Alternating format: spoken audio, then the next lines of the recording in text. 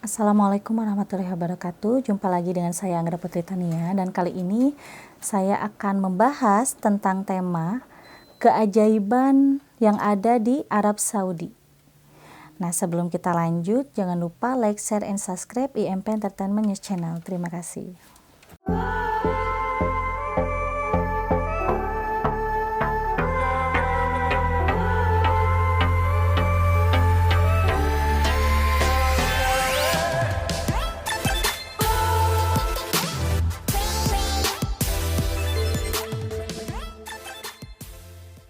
Ya sahabat IMP, banyak sekali keajaiban-keajaiban dari Allah Subhanahu wa taala di berbagai macam negara dan berbagai macam daerah. Tetapi di sini yang saya akan bahas tentang keajaiban yang ada di Arab Saudi. Kenapa harus di Arab Saudi? Karena Arab Saudi adalah negara di dunia terbesar ya, yang ada di muka bumi ini, yang dimana di situ banyak sekali kisah-kisah perjuangan para nabi. Salah satunya adalah kisah Nabi Ibrahim alaihissalam, Ibu Siti Hajar, dan Nabi Ismail alaihissalam. Pada saat itu di gurun pasir sangat kekeringan, tidak ada air yang menetes, bahkan hujan pun juga tidak ada. Tetapi Nabi Ibrahim alaihissalam beserta keluarga di Arab Saudi pada saat itu seraya memohon dan meminta pertolongan kepada Allah Subhanahu wa taala di saat kehausan. Ibu Siti Hajar dan Nabi Ismail udah hampir sekarat waktu itu, mau meninggal. Tetapi Nabi Ibrahim alaihissalam memohon kepada Allah untuk diberikan keajaiban, untuk dilimpahkan rezeki berupa air, karena pada saat itu sangat kehausan. Akhirnya dikabulkan doa Nabi Ibrahim alaihissalam oleh Allah Subhanahu wa taala, dan di situ mulanya dari setetes air yang keluar di Mekah ya. Dan air itu bisa diminum oleh Ibu Siti Hajar dan Nabi Ismail alaihissalam.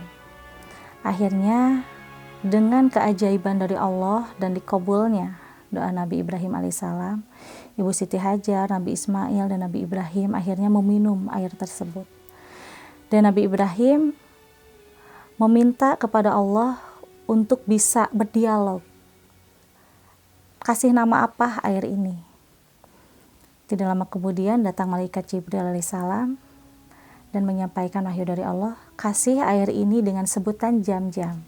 Air ini kelak nanti tidak akan pernah habis walaupun diminum atau diambil oleh jutaan umat.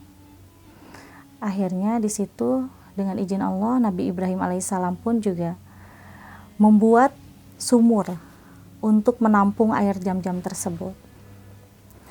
Nah, air Jam-Jam tersebut ternyata air yang sangat suci ya, air yang sangat suci, bersih, dan berkhasiat. Nah, itu adalah salah satu keajaiban di Arab Saudi. Nah, seperti Ka'bah, itu kan pusatnya kiblat. Kenapa harus ada di Arab? Karena yang pertama, membuat Ka'bah itu adalah Nabi Ibrahim alaihissalam atas dasar petunjuk ilapat dari Allah Subhanahu wa taala untuk mendirikan pusat Ka'bah di Arab Saudi. Berarti di sini bisa kita simpulkan bahwa negara Arab Saudi itu negara yang sangat istimewa ya, yang diberikan keajaiban oleh Allah Subhanahu wa taala. Bahkan jangankan air Jam-Jam, jangankan Ka'bah yang didirikan oleh Nabi Ibrahim alaihissalam. Surat yang ada di dalam Al-Qur'an pun juga ternyata ada beberapa yang diturunkan di Mekah, yaitu di Arab Saudi. Ada surat Al-Fatihah, surat Al-An'am, surat Al-Anbiya, surat Yusuf. Bahkan di dalam surat Yusuf ayat kedua berbunyi, sesungguhnya Allah telah menciptakan Al-Quran dan memakai dengan bahasa Arab. Berarti sudah disimpulkan bahwa Al-Quran memakai bahasa Arab. Kenapa harus bahasa Arab? Karena bahasa Arab itu fasih dan mudah dimengerti. Sungguh jika kita mendengar alunan qori, orang yang mengaji dengan berbahasa Arab sesuai yang ada di dalam Al-Quran, pasti akan sangat indah didengar. Akan bisa kita meneteskan air mata dengan mendengar keindahan lantunan-lantunan ayat suci Al-Quran dengan berbahasa Arab. Nah, di sini bisa disimpulkan ternyata di setiap negara manapun Allah memberikan kelebihan masing-masing. Tetapi yang lebih banyak diberikan keajaiban dan kelebihan oleh Allah Subhanahu wa taala yaitu di Arab Saudi, di Mekah dan Madinah. Jadi kayak sekarang ini kan banyak sekali ya orang yang berbeda paham tentang negara Arab. Padahal di sini kita harus bisa dewasa dalam menyikapi. Allah Subhanahu wa taala menyuruh umatnya saling memuji, menyuruh umatnya saling menyayangi, menghormati dan menghargai. Di sini kita harus bisa saling menghargai sesama makhluk. Kita harus bisa saling menghargai sesama budaya. Kita harus bisa menghargai suku mana dan suku manapun. Karena di sini makhluk Allah yaitu manusia tidak luput dari kesalahan. Dan di setiap daerah pasti ada kelebihan dan kekurangannya. Jadi di sini kita pun harus bijak dalam menyikapi semua ini. Kalau misalkan ada orang yang memang benci terhadap budaya mana misalkan gitu ya, sebenarnya itu nggak usah diucapkan. Karena belum tentu budayanya dia sendiri pun juga bagus. Di sini justru kita harus bangga dengan negara Arab. Karena termasuk di dalam rukun Islam yang kelima. Syarat Islam yang kelima itu adalah naik haji ke Baitullah. Di mana lagi Baitullah? Hanya ada satu, yaitu di Arab Saudi, di Makkah. Dan di Makkah itu selain ada Ka'bah, kan ada keajaiban dari Allah juga, yaitu air Zam-Zam yang sangat berkhasiat, bisa menyembuhkan segala macam penyakit, bisa menghidupi orang banyak di wilayah Arab. Jadi kita harus bisa saling menghargai budaya, saling menghargai manusia, saling menghargai juga suku. Insya Allah dengan kita saling menghormati dan menghargai tidak akan ada perpecahan atau terbelahnya umat Islam. Kalau bahasa Quran dengan bahasa Arab beda, untuk apa ada surat Yusuf di ayat kedua? Allah menciptakan Al-Quran dengan bahasa Arab agar fasih dan bisa dimengerti dan agar orang bisa memikirkannya. Sekarang gini, semua huruf hijaiyah dari alif sampai ya itu tulisan apa? Itu kan tulisan Arab. Dan itu disambung dengan bahasa kata Allah. Berarti alif, lam, ha. Muhammad, mim, ha, mim, dal. Begitu. Jadi memang setiap huruf hijaiyah itu berbahasa Arab dan tulisan Arab. Makanya di dalam Quran surat Yusuf ayat 2, sesungguhnya Allah telah menciptakan Al-Quran dengan bahasa Arab agar orang memikirkannya. Nah, keajaiban apa saja yang memang ada di Arab? Ternyata ajaibnya itu selain adanya air Zam-Zam, Ka'bah, dan negara terbesar di dunia itu adalah Arab Saudi yang berdampingan dengan Aljazair ya. Nah, di sini juga Arab Saudi ternyata tidak punya sungai. Tidak ada sungai.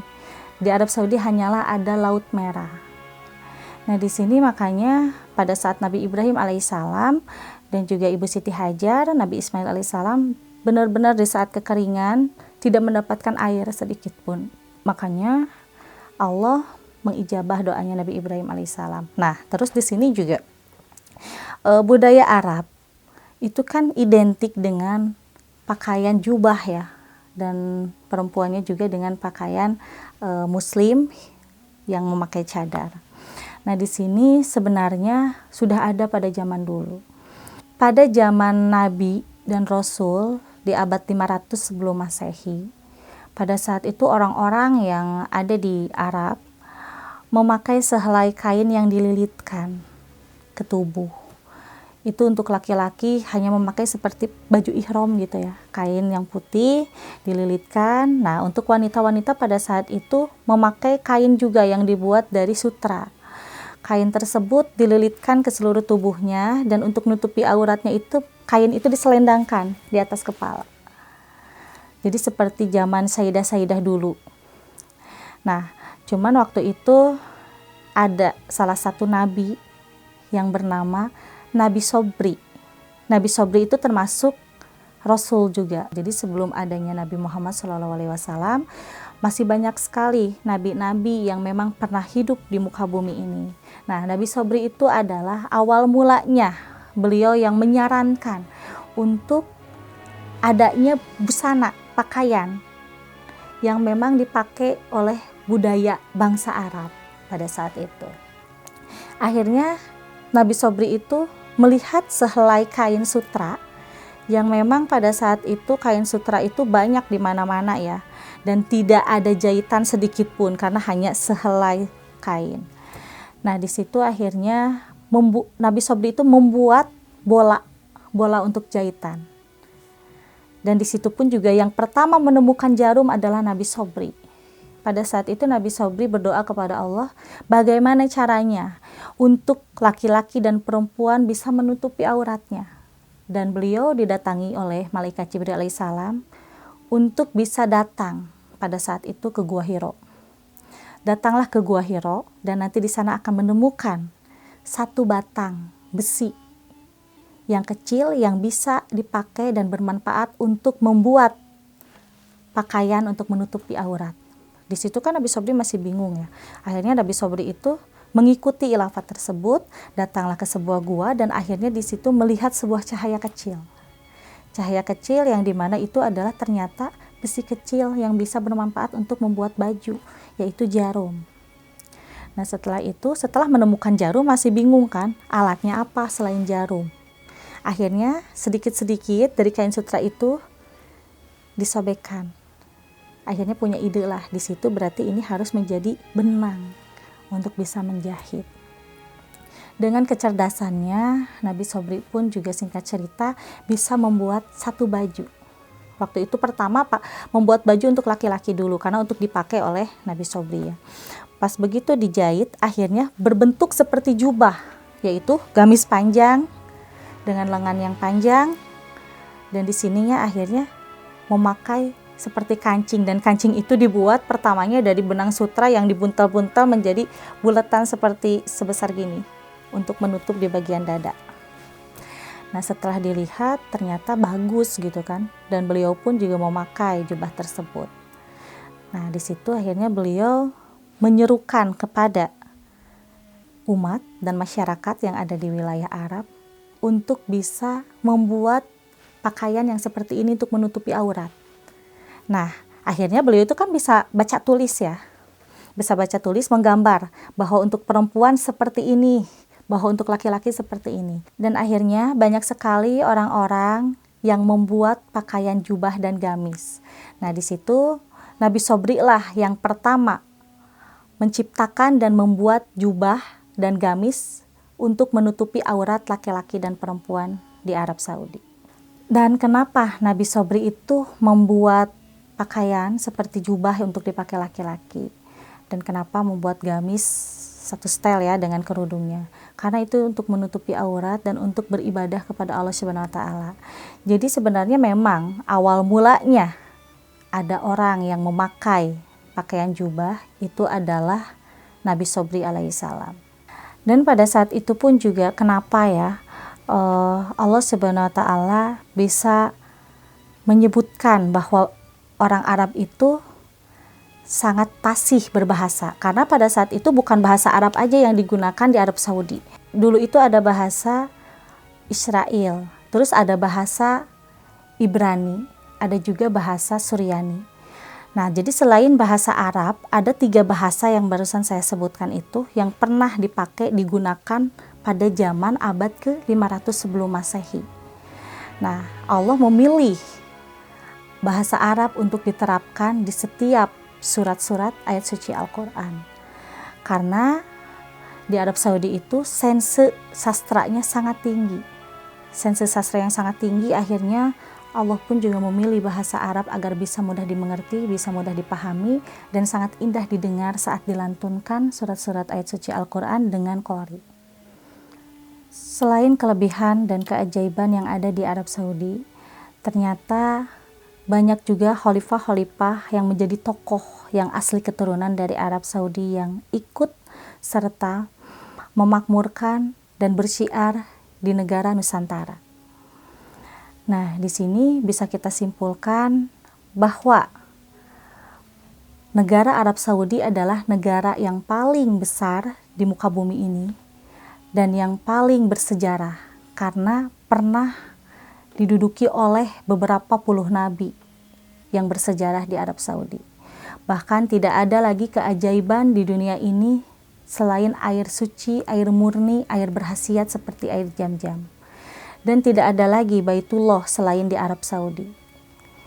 Jadi di sini kita pun juga harus saling menghormati, menghargai sesama antar suku, budaya, dan bangsa. Ya sahabat IMP, setelah tadi saya membahas tentang negara Arab ya, dan ternyata di negara Indonesia juga banyak sekali antara suku budaya, dan salah satunya adalah Sunda. Nah, di Sunda ini banyak sekali keistimewaannya juga ya, karena Sunda yang mendirikan bahasa Sunda pertama itu adalah Prabu Niskala Wastukencana. Dan beliau itu dulu pernah bikin prasasti dan tulisan yang memang ditulis di daun nipah, daun enau, dan daun lontar. Dan tulisan prasasti itu berbahasa Sunda, itu ditulis pada tahun 1300-an. Jadi pada abad ke-13 sampai abad ke-18, dulu itu hampir keseluruhan berbahasa Sunda. Dan ada Sunda yang kasar, ada juga Sunda yang halus. Jadi dahulu itu pernah Prabu Wastukencana bilang, siapapun orang yang mengusik orang Sunda pasti ngulisik, katanya gitu. Itu peribahasa dari Prabu Wastukencana. Dan di situ pun juga ternyata prasasti tersebut sampai sekarang masih ada. Prasasti yang ditulis di dalam daun enau, daun lontar, dan daun nipah, yang ditulis juga di batu, itu masih ada sekarang di Kawali prasastinya itu. Jadi kita bisa lihat juga ada peninggalan warisan budaya leluhur, yaitu bahasa Sunda yang tertulis di dalam batu, daun enau, daun lontar, dan daun nipah. Jadi yang ditulis prasasti di dalam batu tersebut itu adalah tentang kejayaan masa kerajaan Sunda pada saat dipimpin oleh Prabu Wastukencana. Jadi dulu kerajaan Sunda itu pernah berjaya di Nusantara ini. Bahkan kerajaan Sunda pernah memakmurkan hampir seluruh rakyat Nusantara sampai tidak pernah mengalami yang namanya kelaparan, kehausan. Karena raja terdahulu Prabu Wastukencana dan juga turunan-turunan ke bawahnya itu pernah memakmurkan dalam beberapa periode. Dari mulai Prabu Wastukencana, Prabu Niskala Ningrat Dewa Kencana, terus Prabu Siliwangi, Prabu Mundingwangi, Prabu Surawisesa, sampai ke bawah-bawahnya sampai ke Sunan Gunung Jati pun juga dulu itu masih ada kaitan dengan budaya bahasa Sunda. Jadi di sini kita jangan pernah lupa Purwodaksi, bahwa leluhur dan nenek moyang kita pun juga kebanyakan itu dari bahasa atau dari bangsa Sunda. Jadi pertamanya ada bahasa Sunda itu awal mulanya itu dari tulisan Hanacaraka. Hanacaraka yang memang pada saat itu dirangkum, ditulis, diperluas menjadi kata bahasa Sunda. Untuk cara penyebutan dalam bahasa Sunda dulu dan sekarang sebenarnya sama kalau dalam penyebutan, tetapi beda dalam penulisan. Seperti Cipelah. Kita kan sekarang nulis CIPELAH. Kalau dulu itu TJI, itu disebutnya Ci. Pelahnya itu pelah biasa, PELAH. Nah, seperti Bandung, kita nulis Bandung biasa gitu kan kalau zaman sekarang. Kalau dulu itu Bandoeng. Jadi DOENG-nya itu disebut dengan dung. Jadi dulu selalu ada bahasa U itu dicampur dengan OE dalam penulisan. Jadi kalau untuk penyampaian sama, hanya yang berbeda itu dari penulisan aja. Ya, kita sebagai orang Sunda harus bangga dengan budaya Sunda, bahkan bahasa Sunda ini harus kita lestarikan sampai kapanpun. Karena Sunda ini bisa dikatakan pernah berjaya ya di masa dulu. Bahkan nenek moyang kita, raja-raja terdahulu yang ada di kerajaan Sunda itu sangat banyak sekali pengorbanan-pengorbanan yang sekarang bisa dirasakan enaknya oleh anak cucu dan keturunan-keturunannya dan oleh masyarakat. Awal mula ada Sunda itu pada abad ke-12. Pada abad ke-12 itu ada seorang Prabu Dangiang yang pernah sekali mendirikan kerajaan Sunda. Dan kesininya diperbesar, diperbanyak bahasa Sunda tersebut oleh Prabu Wastukencana. Dan pada abad ke-13, Sunda pertama adanya itu adalah di daerah Kawali, yaitu Kerajaan Galuh. Jadi orang tua dahulu itu ada peribahasa ya, ada peribahasanya, orang Sunda diusik, orang Sunda nungulusik. Jadi orang Sunda itu kalau misalkan diusik gitu, jadi seperti membangunkan macan yang sedang tidur. Makanya dulu ya, pada saat masa kejayaan Prabu Wastukencana, orang-orang tuh segan untuk menapaki wilayah Sunda yang ada di Kerajaan Galuh Pakuan. Sebenarnya Sunda itu ada juga tercipta pada zaman pewayangan zaman dulu. Dan kenapa adanya Hana Caraka? Hana Caraka juga itu kan awal mulanya dari zaman pewayangan. Nah, dari zaman pewayangan itu adanya lah bahasa Jawa, bahasa Sunda, dan bahasa suku manapun juga adanya pertama itu di alam pewayangan. Nah, Sunda itu yang memang pada saat itu dibawa oleh Cepot dan turun-temurun lah ke sini, yang sampai akhirnya kepada Prabu Dangiang yang pertama mendirikan kerajaan Sunda, dan kesininya lagi ke anak cucunya yaitu Prabu Wastukencana. Jadi pada abad ke-13 sampai ke-18 itu Sunda itu sangat berjaya sampai banyak sekali juga orang-orang, bahkan orang Belanda dulu yang pernah menduduki Nusantara pun juga ikut belajar berbahasa Sunda. Ya sahabat IMP, jadi di sini banyak sekali ya berbagai macam suku dan budaya, dan kita harus selalu menjunjung tinggi suku budaya kita masing-masing, dan bahkan kita harus melestarikan budaya tersebut agar bisa dikenal oleh anak cucu dan keturunan kita di kemudian hari. Kita harus saling menghargai, menghormati antar suku dan antar budaya. Karena warisan dari para leluhur harus kita lestarikan agar tidak pati obor. Seperti suku budaya Sunda, itu harus kita lestarikan sampai anak cucu cicit kita tuh kenal dengan warisan leluhur kita.